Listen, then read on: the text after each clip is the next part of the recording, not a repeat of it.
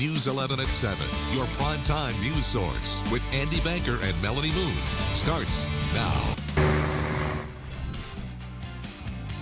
And first on News 11 at 7 tonight, rivers still rising, floodwaters still raging. We've got homes being swept away and boat rescues of people trapped in the middle of it all. We have you covered on the flood watch tonight. First up, the urgent fight right now to keep Interstate 55 from going under in South County. Meteorologist Chris Higgins is there live. Chris, where does this stand right now? But we begin with my co-anchor, Andy Banker, who is live in St. Charles, where they have been very busy sandbagging in Newtown. Andy?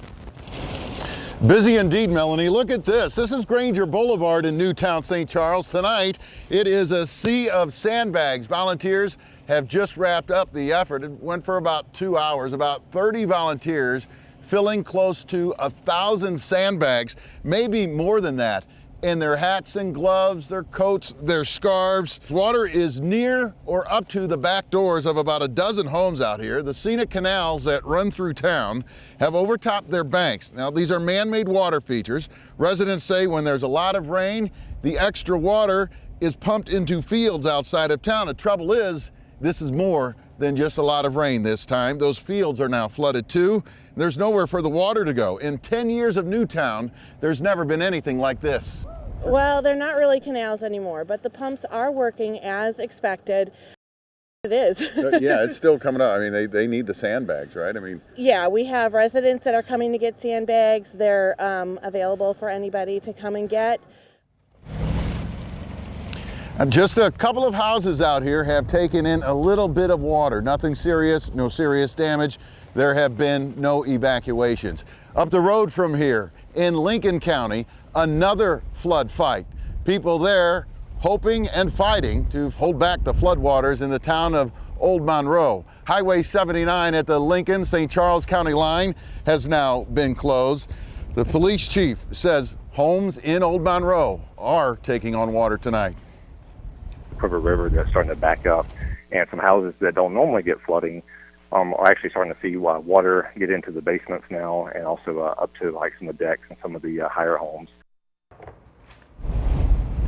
The police chief says this is the worst flooding has been in the town of Old Monroe in at least 8 years. So far, no evacuations there tonight. We're also staying on top of road conditions for you tonight.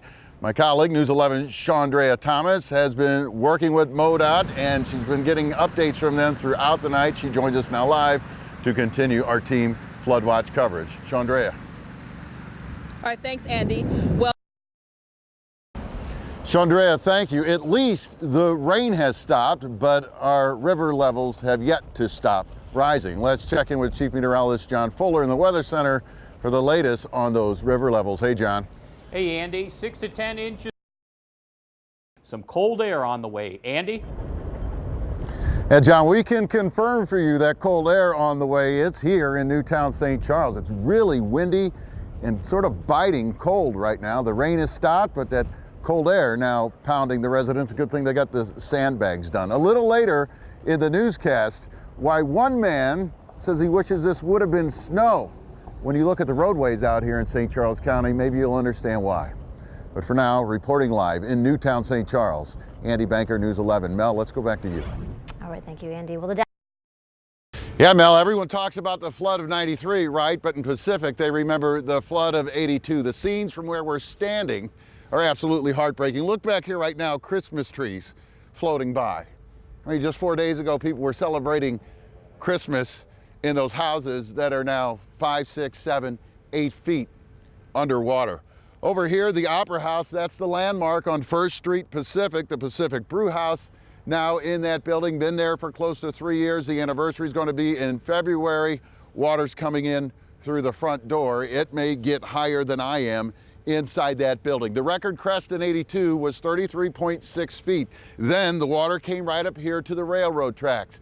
This time, the projected crest tomorrow, 35.7 feet. It's going to be over the tracks. Where I'm standing is going to be well underwater, and who knows where it's going to stop. It is the great unknown in Pacific tonight. No one knows what 35.7 means, but they know it's not good. The views are just heartbreaking. And it doesn't get any better when you go upstairs and take a look from Bommarito Automotive Skyfox. In Old Town Pacific, the part behind me, 300 to 400 homes and businesses have already been evacuated. Old Route 66 into town, also called the 44 Business Loop, is underwater in 2 places. The banks of the Merrimack have long since disappeared. The water's edge continues to creep further and further into town. Authorities expect sandbagging through the night, another 400 or so evacuations. It's frightening how quickly the water is rising. Just how fast and furious this is coming up. You said 3 o'clock this morning? 3 o'clock this morning, it was way down. Let's see that green sign? We begin with my co-anchor Andy Banker, who is in Pacific tonight. Andy? Hi, Mel. You know, the thing about flooding is that it seems like you ought to be able to stop it somehow, right? It seems less threatening than it really is when you're right on top of it in a town like Pacific, where record flooding is expected this time around. We've been here since this afternoon. You can see that speed limit sign back there, right?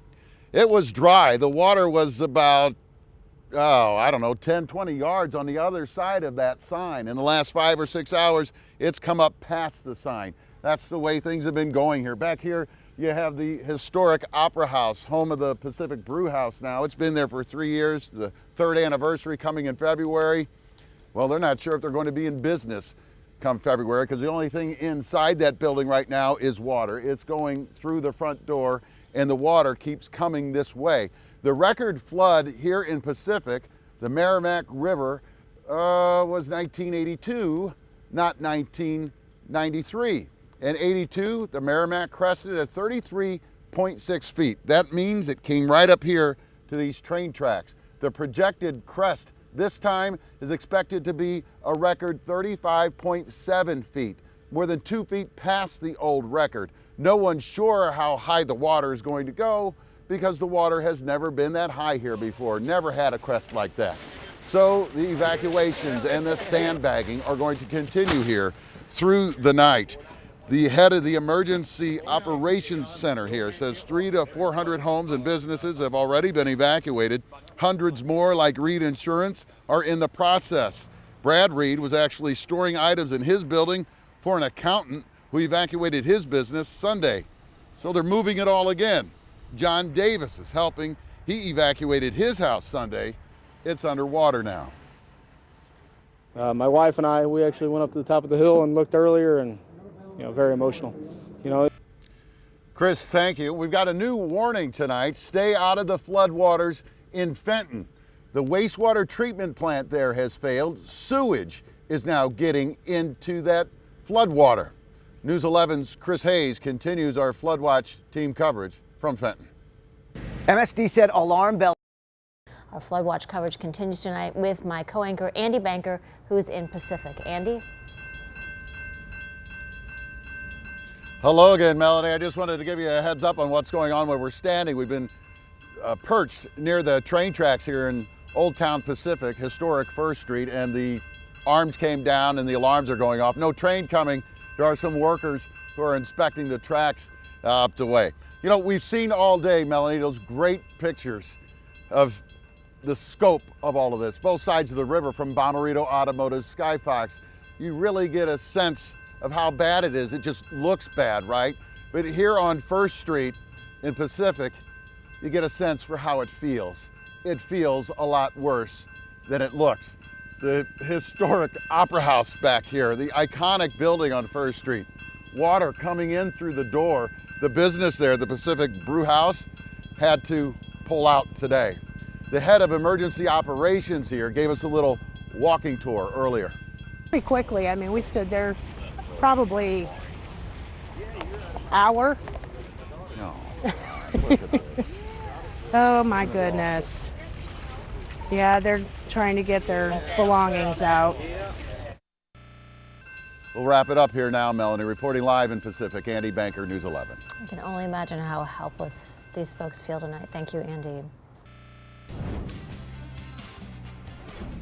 Good evening. First News 11 at 7. Suspense building in Houston at this hour, where Rams owner Stan Kroenke hopes to receive permission to build a new stadium and move the Rams to Southern California. His support appears to be building among his fellow owners right now. Fox 2 Sports Director Martin Kilcoyne is live at the owners' meetings in Houston. We begin our coverage here with News 11 Sports Director Rich Gould. Hey, Rich. It's a fluid situation, Andy, Melanie.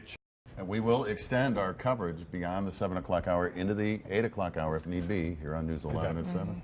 Thanks, Rich. And another live look in the boardroom, conference room, whatever you want to call it. Maybe the Doom Room tonight, Melanie Moon. The Doom Room in Houston. We expect a news conference that may feature Rams owner Stan Kroenke announcing the move of our football team back to Los Angeles. A callous disregard for the St. Louis area. All right, Martin Kilcoyne is ready in Houston with the latest developments. Hey, Martin, good to see you, but not under these circumstances, my friend. Awful, awful times there. Yeah, I think, Andy, as we suspected, NFL owners were motivated to get this done today. That's not good news for St. Louis. Final vote of 30-2 in favor of the Rams Inglewood project. We're quite certain that's where the Rams will soon be playing. There's NFL Commissioner Roger Goodell walking up to the podium. Let's listen in. Here it is, folks. Hometown, Malibu, Southern California. That's where he wants to play. That's where he's going to play. That's where he wants to be. And this is, he didn't say this in the news conference in response to the reporters' questions, but the Rams have released a statement attributed to E. Stanley Kroenke tonight, and this will probably really draw the ire of people in St. Louis. Part of his statement says St. Louis is a city known for its incredibly hardworking, passionate, and proud people. Being part of the group that brought the NFL back to St. Louis in 1995 is one of the proudest moments of my professional career. Reaching 2 Super Bowls and winning 1 are things all St. Louisans should always treasure. This move isn't about whether I love St. Louis or Missouri. I'm a Missouri native, named after 2 St. Louis sports legends who I was fortunate enough to know on a personal level, that being Enos Slaughter and Stan Musial of the St. Louis Cardinals. I think there's a large contingent in St. Louis that thinks he ought to give those names back. This decision is about what is best, or I do and always will love St. Louis in the state of Missouri. That from Stan Kroenke on the night that he moves the St. Louis Rams to Los Angeles. They are now the Los Angeles Rams once again, and he is the man who stepped forward and bought a chunk of the team to help Georgia Frontier move them to St. Louis back in 1994-95. And I think we have a statement. Martin and others in Los Angeles. Yeah, he had a tough one for Stan too earlier. We got a statement. The statements are rolling in. We're getting one. We got one from the governor, and you have the. This is from the NFL, the St. Louis NFL Stadium Task Force. They said today's decision. Now, Stan Kroenke is being vilified in St. Louis. People may say maybe justifiably so, but I talked to Dick Vermeil, Super Bowl champion coach of the St. Louis Rams, the only man who can say that, right? That's right. He had this to say about the future of the NFL in St. Louis and Stan Kroenke. He's kind of standing by the city and standing by Stan. Listen to the coach. I would like. He showed a tweet from Chris Long. Here's one from James Laurinaitis. These are a couple of the current Rams who I think will forever be identified as St. Louis Rams, right? No matter how long they extend their careers in L.A. While it is very exciting to be part of bringing football back to L.A., it is a bittersweet feeling. No doubt there. Our fans and STL have supported me since day one when I was drafted, and I will never forget that. He seemed to be a blue-collar St. Louis type of football player. No question about it. A linebacker from Ohio State, a fan of wrestling, a guy who embraced this city and the fans. I believe we're the only place in town with the wall-to-wall live coverage of the Rams relocation to Los Angeles. Hard for us to take, but you know, we have our favorite St. Louis Rams, our Rams memories. Oh, and this is a good one. There's no one who fits that bill better than Mike Jones, former Rams linebacker, who joins us now. He's the head coach of Lincoln University. The tackle. The tackle. Mike Jones. Good evening, Mr. Jones. He was considered the best sports town in the United States. Mike Jones, thanks for your time.